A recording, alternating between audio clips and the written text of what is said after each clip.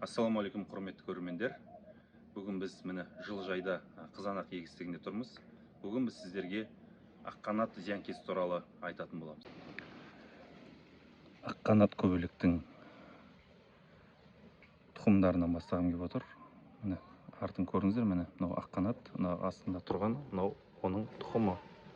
Яғни бұл өте карантинді, самопты карантинді зиянкес болып саналады. Міне көрдіңіз, мына ұшып жатыр аққанаттар. Яғни бұл өте қауіпті зиянкес. Бұны біреулер ойлауы мүмкін, бір зияны аздау деп. Міне тұр. Бұл негізі өте қауіпті ауру, зиянкес.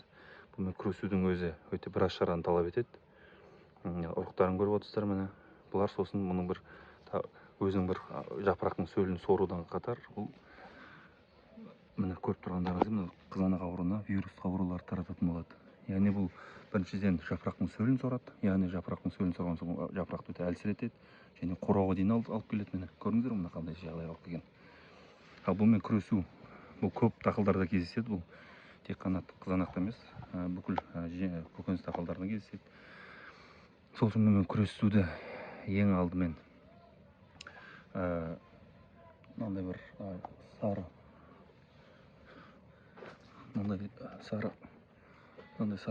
осы жабыстырғыштардан бастау болады. Міне көрдіңіздер, міне қанша жабысқан берген. Осынымен күресуге болады, ең қарапайым жолы. Одан кейінгі жолдардың бірі түрлі инсектицидтерді қолдану, түрлі зиянкестер қарсы қолданатын дәрілерді. Оның өзін қолданған кезде, міне оны жаңа көрсеткенімдей, бұлар жапырақтың астында болады негізінен көбінесе. Егер жапырақтың үстіне шашатын болсаңыз, ол тимей қалады. Сол үшін жапырақтың астынан да тигізіп шашу өте маңызды болып саналады бұл жерде. Сосын тағы да бұның бір жолы, су сабынды суға араластырып, соны шашу арқылы көбелектерді, ақ көбелектерді жапыраққа жабыстырып тастауға болады. Яғни ол жеріне жабысып қалады, сол жерде өлетін болады. Бірақ оның ол тұқымдарына әсер етпейді. Ал бұл тұқымдар одан кейін 3-4 күннен кейін қайтып жарып шығады. Сол кезде екінші қайтара жүргізу керек, жаңағы су сабынды суға араластырып. Бұл тағы да бір мысалы. Негізгі сосын тағы да бір жолы, енді ол үй-жайға дайындық қатты қиындау болуы мүмкін.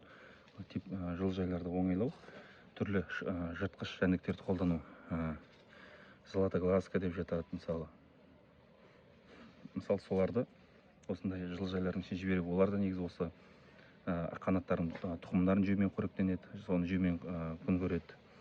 Және олар мысалы қарапайым біздегі қанқыздың өзі, осы қарапайым бітеме осы аққанат көбелектердің бір күнде мысалы оның 200-не дейін жей алады олар.